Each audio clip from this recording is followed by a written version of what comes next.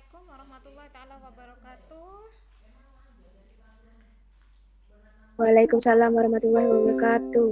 Oke, kita akan melanjutkan materi kita minggu lalu ya. Tapi sebelumnya saya akan sedikit mereview. Jadi di sini ada mikroorganisme yang dapat menghasilkan obat ya. Di antaranya antibiotik, di mana antibiotik ini bermanfaat untuk menghambat laju ya daripada pertumbuhan ataupun perkembangan mikroorganisme yang ada di dalam tubuh kita, khususnya bakteri. Oke, saya tegaskan di sini khususnya bakteri. Jadi kalau untuk virus tidak bisa ya diobati menggunakan antibiotik ya, seperti corona ya ataupun HIV ya, itu tidak bisa diobati dengan menggunakan antibiotik.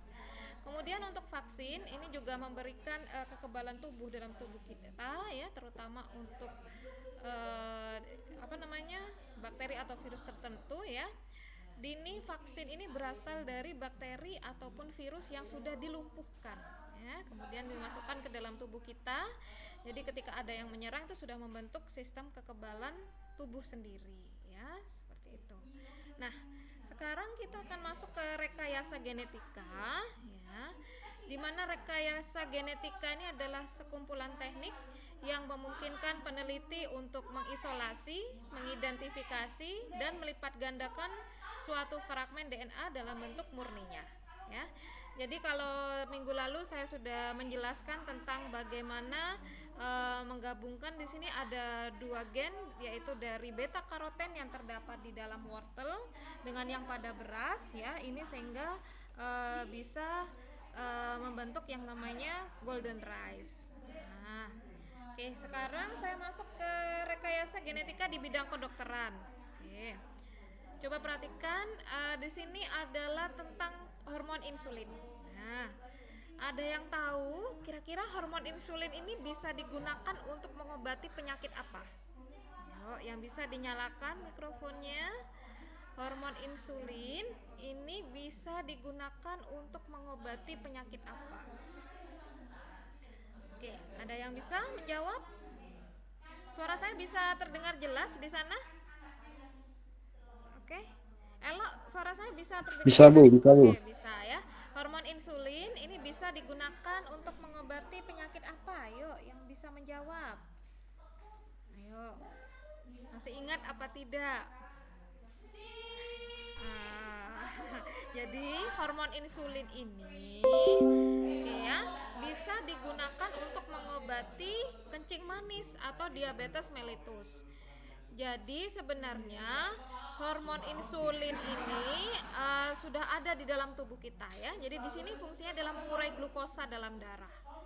Tetapi kalau hormon insulinnya bermasalah sehingga glukosanya tidak bisa terurai, sehingga kan kalau darah ini kan disaring ya dalam ginjal sehingga menghasilkan urin. Nah, karena glukosanya tidak bisa terurai, akhirnya urinnya mengandung glukosa. Karena urinnya mengandung glukosa sehingga kencingnya manis. Nah, jadi istilah kencing manis itu awal mulanya di sana ya, karena urinnya mengandung glukosa. Nah, kalau diabetes mellitusnya udah tingkat tinggi, maka proses pengobatannya adalah dengan menyuntikkan hormon insulin. Ternyata hormon insulin ini dapat diproduksi oleh bakteri E. coli. Yo, masih ingat enggak? Bakteri E. coli ini terdapat di mana? Yuk, ini terdapat dalam tubuh kita. Yang masih ingat materi sistem pencernaan? Yuk, silakan dijawab ya. Bakteri E. coli ini terdapat di mana? Di bagian tubuh kita. Oke, ada yang bisa menjawab? Silakan dinyalakan mikrofonnya. Yuk, masih ingat enggak? Subhan mau menjawab? Bakteri E. coli, yuk. Terdapat di mana di tubuh kita? Yuk. Yuk, di mana? Ada yang bisa menjawab? Iya. Masih ingat enggak? Ayo, sistem pencernaan, yuk. Ada di mana? Yuk, bakteri E. coli. Ahmad Habibi? Di dalam usus manusia, Bu. Iya, betul sekali. Siapa ini barusan yang jawab? Ahmad Habibi. Ahmad Habibi. Iya, betul ya. Jadi bakteri E. coli ini terdapat di usus ya, terutama di usus besar. Nah, jadi bakteri E. coli ini ya bisa memproduksi hormon insulin dengan teknik pencangkokan gen. Oke, paham ya? Nah, sekarang di bidang kedokteran yang lain ini adalah antibodi monoklonal. Jadi ini adalah membentuk antibodi tapi hanya untuk satu antigen. Nah, ya, biasanya ini digunakan untuk pengobatan tumor. Nah, jadi di sini teknisnya tikusnya diimunisasi dengan antigen X sehingga sel membentuk antibodi yaitu anti X. Nah, sekarang Bu Airin tanya, kenapa sih para ilmuwan itu kalau melakukan penelitian mesti uji cobanya dilakukan pada tikus, kok tidak pada makhluk hidup yang lain? Oke, ada yang bisa menjawab? Silakan dinyalakan mikrofonnya. Yuk, berdasarkan logika kalian saja. Yuk, kenapa sih kok pakai tikus? Ya, kok tidak pakai yang lain? Yuk, silakan. Kenapa? Pastinya sering ya melihat ya kalian movie atau apa ya, kemudian diuji cobakan pada tikus ya, yang paling sering ya. Nah ya, oke, silahkan. Tapi ingat ya, ini tikus bukan tikus yang ada di dalam rumah kalian ya. Jadi ini tikus khusus, biasanya kita memberi nama mencit ya. Jadi dulu teman saya biologi itu tikusnya putih ya, jadi emang dikembangbiakan. Jadi apa namanya? Jadi waktu itu penelitian dia pakai tikus, kemudian waktu itu sekitar tahun 2006 tuh harganya masih 6.000 kalau nggak salah. Kemudian gagal, mati ya, tinggal beli lagi. Nah, kira-kira kenapa sih kok yang sering dipakai itu tikus? Silakan. Ayo, menurut kalian kenapa? Kenapa kok nggak pakai anjing atau yang lain? Kok yang sering dipakai itu kok tikus? Yuk, silakan. Ayo, ayo, pasti bisa. Yuk, kelas lain bisa jawab loh. Ayo. Oke, yuk, kenapa kok yang sering dipakai yang tikus? Yuk, Indah mau menjawab? Silahkan. Atau Najwa ini, Hilda silahkan. Muhrobi ya. Kenapa kok yang sering dipakai adalah tikus? Yuk, silakan. Habibi mau menjawab lagi atau Subhan? Silakan.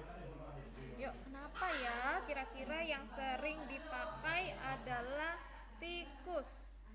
Pasti tahu ya, tikus kalau sekali melahirkan berapa itu anaknya itu. Ya, kenapa sih yang dipakai kok tikus? Ya, ada yang rumahnya nggak ada tikusnya? Aduh, kalau rumahnya Bu Erin banyak sekali tikusnya. Oh, ada katanya kalau kalian punya kucing di rumahnya nggak ada tikusnya. Masalahnya kalau tuan rumahnya takut sama kucing ya, jadinya. Ya, oke. Silakan. Kenapa ya kok banyak penelitian itu menggunakan tikus sebagai objek penelitiannya? Kira-kira kalau dilihat reproduksinya, ya. Karena mudah berkembang biak. Ya, oke, itu salah satu alasannya ya, karena dia mudah sekali berkembang biak. Ya, beda kalau misalkan kita harus pakai apa?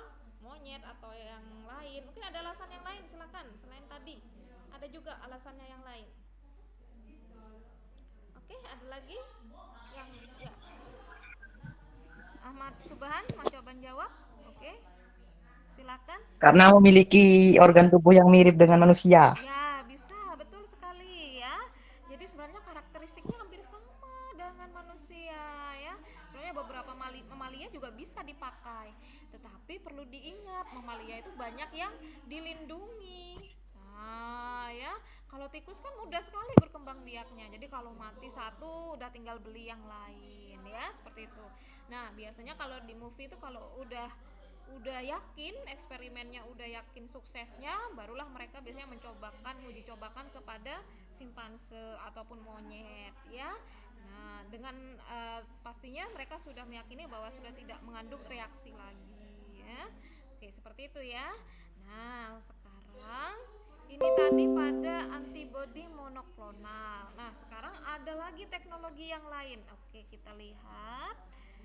Oh, apa ini, Bu? Nah, ini adalah namanya keomice. Apa itu keomice? Ya, dari bahasa Inggris KO, ya, artinya kalah.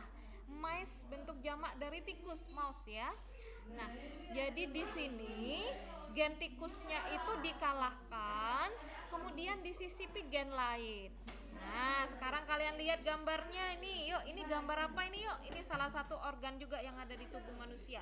Gen apa ini yang Telinga. ditanamkan? Iya, betul, telinga. Siapa tadi yang menjawab? Ahmad Subhan. Ahmad Subhan. Iya, betul. Ini adalah gambar telinga ya, daun telinga. Nah, jadi misalkan ada manusia yang kecelakaan ya, kemudian kehilangan daun telinganya, jadi tinggal diambil aja dari sini ya untuk menggantiannya. Ini namanya keomais ya. Jadi gen tikusnya dikalahkan, kemudian ditanam gen yang lain. Nah, sekarang rekayasa genetika yang lain ini adalah cloning. Nah, pastinya kalian sudah pernah mendengar istilah cloning ya. Nah, jadi ini hasil individunya nanti akan sama persis dengan induknya. Ya, tapi jadi ini bukan perpaduan lagi. Nah, eksperimen pertama ini dilakukan pada domba ya, yang diberi nama domba Dolly. Nah, bagaimana teknisnya? Teknisnya ini adalah sel telur dombanya ya, ini diambil, kemudian inti selnya dirusak. Nah, dirusak inti selnya ya, sehingga tidak ada. Kemudian domba donor. Nah, domba donor ini dicari yang sehat, yang bagus, yang kuat ya, supaya individunya nanti anaknya nanti sama persis dengan dia. Ya, diambil, sel kelenjar susunya diisolasi. Kemudian setelah tumbuh dan membelah nanti digabungkan dengan sel telur yang tadi sudah dirusak. Jadi sehingga hanya terisi dengan khusus dengan dari donornya. Kemudian kalau sudah ditanamkan atau diimplantasi pada rahim, nah jadi ini rahim ini tempat daripada berkembangnya si janin. Nah, nanti kalau lahir ini hasilnya akan sama persis dengan domba donornya. Nah, ya. Oke, dan ini sudah banyak dieksperimenkan ya, baik pada kalian kalau browsing ada banyak hewan yang lain. Jadi ada babi, anjing dan lain sebagainya. Ya. Nah, dulu sempat ada guyonan. Nah, mungkin kalian sering dengar ya, ayo di cloning aja. Nah, jadi kalau kalian pingin individu yang sama persis dengan diri kalian ya tinggal di cloning aja. Cuma memang secara dunia etika, etis memang tidak etis ya menggunakan manusia sebagai objek penelitian. Karena bagaimanapun kita bukan hewan ya. Kita adalah makhluk hidup yang sempurna ya. Oke, seperti itu ya. Jadi kalau dulu ada guyonan ya, kalau ada yang ganteng dulu kan zamannya masih Lee Min Ho, keren tuh ya. Jadi kalau ini biar makhluk hidup di muka bumi ini banyak yang ganteng ya udah tinggal cloning Lee Min Ho aja katanya ya, guyonannya seperti itu. Nah, kemudian ini di bidang peternakan dan pertanian ini pada agrobakterium. Oke. Nah, sebelumnya saya sudah menjelaskan bahwa ternyata bioteknologi itu banyak sekali ya manfaatnya, termasuk yang minggu lalu ya ada tempe, kemudian ada tape ya, itu sangat sekali banyak manfaatnya. Ternyata juga banyak kerugiannya ya. Oke. Nah, di antaranya itu adalah dapat menyingkirkan plasma nutfah. Apa itu plasma nutfah?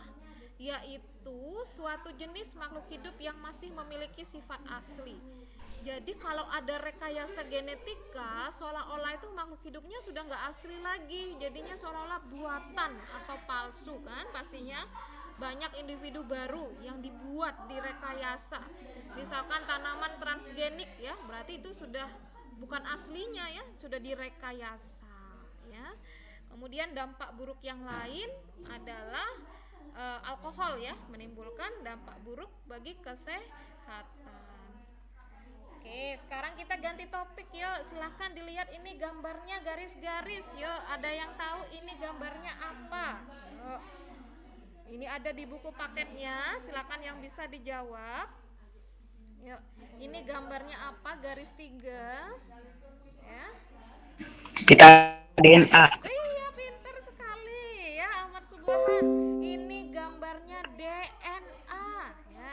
Jadi kalau sekalian sering nonton movie ada tes DNA, jadi seperti ini. Nah, tapi perlu diingat tes DNA itu juga biayanya cukup mahal ya. Nah, ini adalah DNA kalian. Jadi ketika kalian dites DNA hasilnya seperti ini, garis-garis. Nah, oke ya. sebenarnya kalau di kurikulum di luar itu sudah banyak sekali studi kasus yang berhubungan dengan DNA atau forensik, tapi di kurikulum kita sangat jarang sekali ditemukan ya. Oke, nggak apa-apa, Bu Airin kasih contoh kasus buat kalian untuk pengalaman ya. Ini tidak keluar di ujian, tapi saya pikir ini penting buat kalian ya. Oke, sekarang saya punya soal ya. Silakan dilihat gambarnya. Oke, saya bacakan soalnya. Soal ini datanya yang ini. Saya punya 2 soal. Oke, saya bacakan ya. 3 orang pria telah dituduh melakukan pembunuhan. Data analisis RFLP dari hasil tes darah dan darah pelaku yang ditemukan pada tempat kejadian pembunuhan digunakan untuk menentukan pria yang mana yang telah melakukan pembunuhan. Jadi ceritanya gini ya. Jadi ada pembunuhan ya dalam suatu rumah misalkan ya, atau kamar. Nah, kemudian ditemukan 2 darah. Nah, berarti darah yang pertama adalah darah si korban, kemudian 1 darah lagi adalah darah si pelaku. Nah, akhirnya darah si pelaku ini dites ya, diambil sampel DNA-nya. Nah, sehingga sampel DNA-nya seperti ini. Bisa dilihat ya garis-garisnya. Kemudian kepolisian ini mencurigai 3 tersangka. Nah, diambillah tes DNA-nya. Ini tes DNA pria 1, tes DNA pria 2, dan tes DNA pria 3. Oke, pertanyaannya, kalian perhatikan baik-baik gambarnya. Dari ketiga pria ini, yang manakah yang termasuk pelaku pembunuhan? Apakah pria 1 atau pria 2 atau pria 3 atau malah tidak ada? Yuk, silakan yang bisa dinyalakan mikrofonnya. Yuk, yang mana kira-kira? Yuk, yang tadi bersuara laki terus, coba yang perempuan. Yuk, yang laki juga nggak apa-apa. Yuk, yang mana? Tinggal dilihat gambarnya ini. Yang mana sih? Yuk, tersangka pembunuhnya. Ini sampel daripada si pelaku, DNA-nya. Kalian hubungkan dengan DNA-nya si 3 pria ini. Nah, kira-kira yang mana? Yuk, tersangkanya. Silakan, yang bisa dinyalakan mikrofonnya, tinggal menyebutkan saja pria berapa. Oke, silakan, ada yang bisa menjawab? Ayo dinyalakan mikrofonnya, yuk, bisa pasti. Kelas lainnya bisa kok menjawab, yuk, mengguess ataupun menebak. Ini DNA si pelaku ya, garis-garisnya dilihat. Ini yang pria 1, ini pria 2, dan ini pria 3. Yuk, yang mana tersangkanya? Silakan. Oke, silakan. Pria 2, Bu. Pria 2. Siapa nih yang jawab pria 2? Hilda. Hilda. Oke, Hilda menurut Aprilia. Hilda pria 2. Oke, yang lainnya silakan. Ada yang mau menjawab pria yang lain? Pria 3, Bu. Nggak ada, Bu. Nggak ada. Yang jawab tidak ada ini siapa? Ahmad Subhan. Ahmad Subhan tidak ada. Tadi ada yang jawab pria 3. Yang jawab pria 3 tadi siapa? Sobrian Akmal. Ya, Sobrian Akmal. Oke, jadi ada yang jawab pria 2, pria 3, dan tidak ada. Oke, ada yang menjawab pria 1? Oke, kita bahas ya, kita bahas. Oke, sekarang perhatikan ya. Ini adalah sampel DNA si pelaku. Kita lihat garis yang atas. Nah, ada garisnya ya. Kita cek, pria 1 punya garis juga, pria 2 juga punya, pria 3 tidak punya. Berarti pria 3 bukan pelakunya. Oke, kita coret ya, pria 3 bukan pelakunya ya. Nah, oke. Nah, sekarang kita lihat garis yang ini. Ini ada garisnya, pria 1 tidak punya. Berarti pria 1 juga bukan pelakunya. Nah, sekarang kita lihat satu-satunya pilihan adalah pria 2. Ini ada garis, pria 2 juga punya. Ini ada garis, pria 2 juga punya. Ini ada garis, pria 2 tidak punya. Berarti juga bukan pria 2 pelakunya. Jadi jawabannya tidak ada pelakunya ya. Jadi Subhan betul ya jawabannya. Jadi pihak polisi harus cari lagi tersangka yang lain. Oke, bisa ya? Paham ya? Nah, sekarang kita coba ke contoh soal yang kedua. Ini beda kasusnya ya. Analisisnya juga beda. Oke, Bu Airin bacakan ya. Analisis SNP ya. Dari 3 gen digunakan untuk menentukan ayah dari seorang bayi yang terlibat dalam sengketa kepemilikan anak. Jadi ini ceritanya, ini datanya ya. Ceritanya ada ibu punya anak, nggak tahu bapaknya yang mana. Wah, kalau di sini jarang ya sampai seperti itu. Kalau di luar negeri banyak ya. Saya ulang, jadi ada ibu punya anak, nggak tahu bapaknya yang mana. Nah, tapi si ibu ini punya 3 tersangka yang kira-kira akan menjadi bapak dari anaknya tersebut. Ya, pria 1, pria 2, dan pria 3. Akhirnya diambillah tes DNA si ibu, tes DNA si anak, dan ketiga pria tersebut. Nah, pertanyaannya sama dengan tadi, yang manakah dari ketiga pria ini yang jadi bapaknya? Yo, silakan. Ya, ditebak yang mana dari ketiga pria ini yang menjadi bapaknya. Ingat ya, kasus ini beda dengan kasus tadi, cara menganalisisnya. Oke, yuk silakan. Ada yang bisa menjawab? Pasti bisa ya. Yuk dinyalakan mikrofonnya. Yang manakah dari ketiga pria ini yang menjadi bapaknya? Yuk. Yang pria 3. Siapa ini yang menjawab? Sobrian Akmal. Sobrian Akmal. Kata Sobrian Akmal pria ketiga. Oke, ada yang punya jawaban yang lain? Yang mana yuk yang jadi bapaknya? Oke, yuk ini menarik ini. Oke, ada yang jawab yang lain? Apa sepakat dengan jawabannya Sobrian, pria ketiga?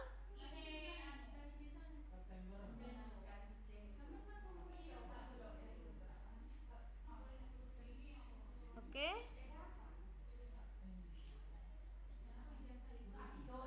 Oke, ada yang punya jawaban lain?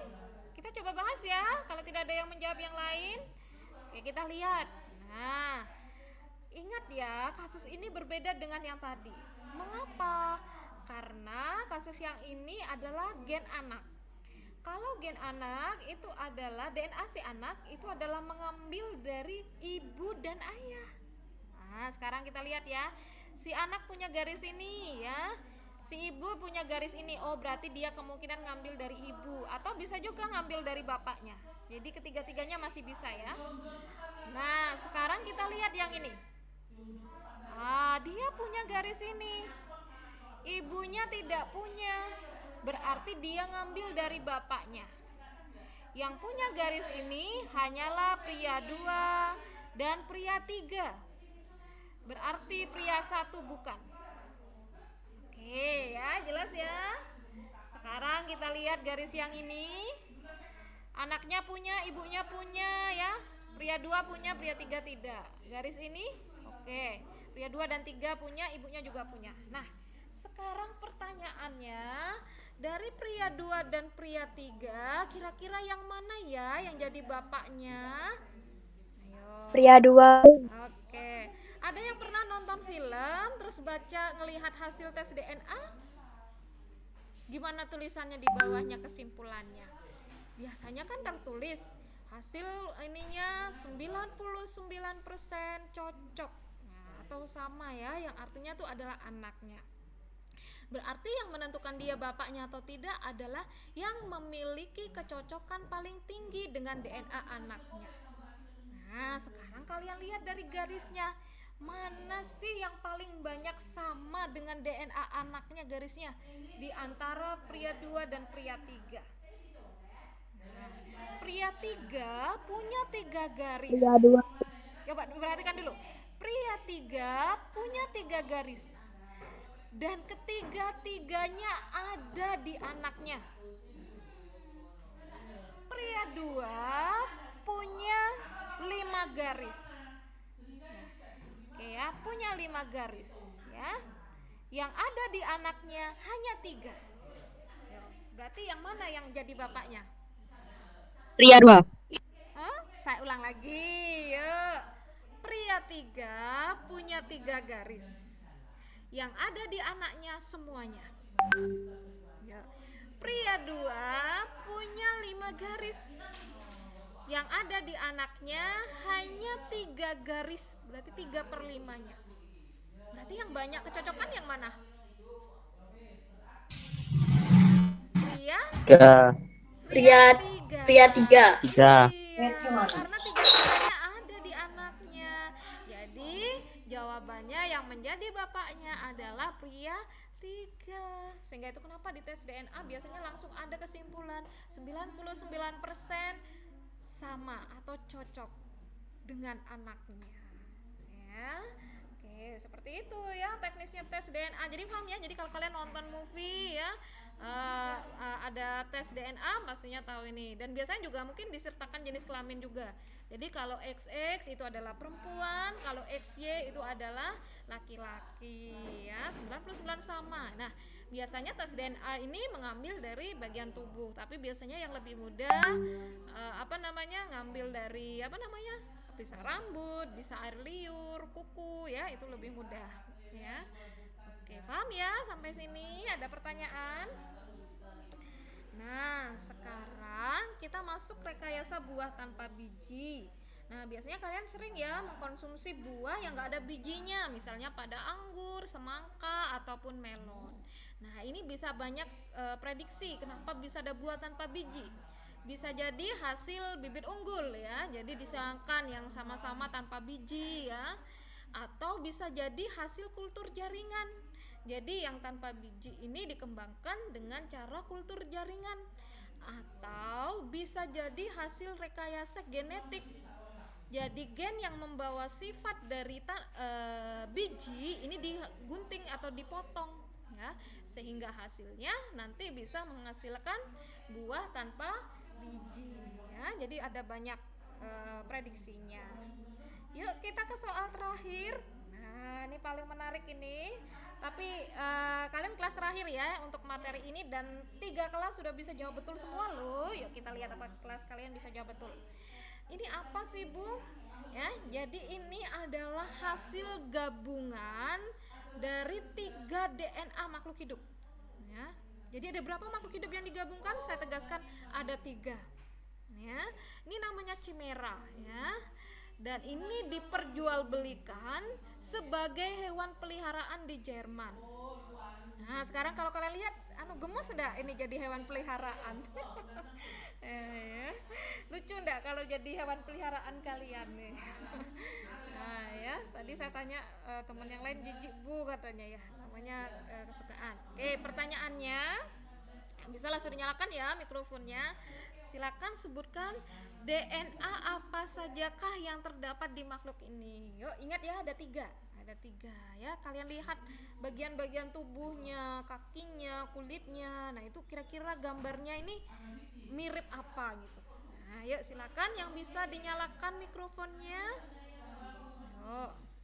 Ini gambar ya chimera ya. Oke, silakan ada yang bisa menjawab? Oke, ingat 3 ya, 3 makhluk hidup. Silakan dinyalakan mikrofonnya. Ya. Ada yang bisa menjawab? Yuk, ini DNA apa saja sih yang ada di sini kalau kalian lihat gambarnya? Yuk. Silakan, pastinya tahu nih dilihat kakinya. Ini kok mirip hewan ini ya, kok mirip ini ya. Yuk, silakan. Ingat ada 3 ya yang di sini. Yuk, silakan. Yuk. Mirip babi, Bu. Babi, oke 1. Terus 2 lagi apa? Kambing Bu. Tunggu Kelinci, dulu. kelinci. Satu dulu. Tadi yang cewek dulu disebutin. Gantian ya, gantian. Oke. Ayo, tadi siapa yang jawab babi tadi? Hilda. Hilda, Oke, Bu. yuk 2 lagi apa Hilda? Yuk, gantian. Manusia Babi, manusia sama sama kambing, Bu. babi, manusia sama kambing kata Hilda. Oke, yuk lanjut. Yang tadi kelinci tadi siapa? Yuk. Adi, yuk silakan jawaban selanjutnya. kelinci, monyet, kambing. Kelinci, monyet, kambing. Oke. Saya kasih kunci ya. Ya, ini siapa barusan yang jawab? Kelinci, monyet, kambing. Sekian. Sobrian. Oke, saya jawab ya. Yang punyanya Sobrian masih belum ada yang tepat. Yang punyanya Hilda ada 2 yang tepat. Nah, oke, yuk silakan. Yang lainnya mau mencoba menjawab, yuk. Hilda mau jawab lagi nggak apa-apa, yuk. Yang punyanya Sobrian belum ada yang tepat. Yang punyanya Hilda ada 2 yang tepat. Oke, yuk. Silakan. Ini dilihat baik-baik ini. Kakinya kok mirip ini ya. Tangannya kok mirip ini ya. Monyet Bu, monyet. Oke, monyet terus. Ayo. Siapa ini? Ayo diselesaikan. 3 ya, pokoknya nyebutinnya 3. Yuk, silakan. Ayo, silakan. Ayo, bisa kok. Ayo. Monyet, kambing, singa Bu. Monyet, kambing, singa. Masih belum ada yang tepat ya. Punya Hilda tadi sudah ada 2 loh. Yang betul tinggal ditambahkan 1, diperbaiki. Yuk, apa aja? Yuk, dilihat baik-baik gambarnya. Ayo, apa ini? Monyet, manusia, monyet, Heeh. kambing, sama babi, Bu. 1 yang tepat. Yuk. Ayo silakan. Yuk lagi. Sobrian mau jawab lagi, Hilda mau jawab lagi nggak apa-apa. Yuk. Silakan dilihat baik-baik gambarnya. Yuk. Kamu pasti bisa. Yuk dilihat baik-baik matanya, hidungnya, telinganya, kakinya, kulitnya. Yuk dilihat 3 makhluk hidup. Yuk. 3 ini spesies. Yuk, ini DNA-nya siapa aja sih yang dicampur di sini? Yuk. Silakan. Ayo bisa. Tadi jawabannya Hilda, tinggal tambahin 1 lagi. Ayo silakan. Ayo bisa. Ayo Subhan mau jawab, Habibi, Fahrur. Oke, Elok. Elok tumben diam ini enggak jawab. Ayo. Tikus, manusia, anjing, Bu. 2 yang tepat. Yuk. Ada 1 yang salah. Ayo. Silakan. Tikus, manusia, babi. Ayo. 2 yang tepat. Masih ada 1 yang salah. Ayo. Bisa, Bu. Ya, Hilda, oke silakan. Babi, manusia, anjing. Iya, betul. Ya, Hilda. Babi, manusia, anjing ya. Oke, Hilda, yuk yang manusia yang mana Hilda kira-kira Hilda? Yang manusia, yang mirip manusia. Yang mirip bentuknya manusia yang mana Hilda kalau kamu lihat? Oke, yang mana Hilda? Hah? Di mananya? Anaknya yang tidur yang Loh, ini anaknya ini kan hasil dari orang tuanya ini. Oh, anaknya tidur ini. Ya kakinya ya sama tangannya ya mirip manusia ya ini ya, kayak bayi emang ya. Nah, terus yang mirip babi yang mana? Yuk, yang mirip babi. Kepala, Bu. Kepala. Hidungnya. Yang mirip anjing yang mana? Telinganya. Telinganya. Ya, oke, betul ya, Badan. ini namanya chimera ya. Ya, meskipun kita tahu bahwa yang namanya gen manusia memang seyogyanya tidak etis ya digunakan dalam penelitian, tapi kita sekali lagi memang tidak bisa memaksakan ya apa yang dikerjakan orang lain ya, karena kita memang menggunakan kata etis itu dengan paduan kelayakan atau norma kita sebagai manusia ya, seperti itu. Oke, materi kita sudah selesai. Silakan kalau ada pertanyaan, ada yang mau ditanyakan. Oke, kalau tidak ada, Fahrur mau bertanya nak? Oke, kalau tidak ada, Bu Airin akhiri meeting kita pada siang hari ini. Minggu depan kita UH ya. Terima kasih atas kehadirannya. Semoga kalian jadi anak soleh-solehat dan mendapatkan ilmu yang bermanfaat ya. Amin. Amin. Ya, Bu Airin akhiri, wabillahi taufik walhidayah. Assalamualaikum warahmatullahi wabarakatuh. Waalaikumsalam. Waalaikumsalam.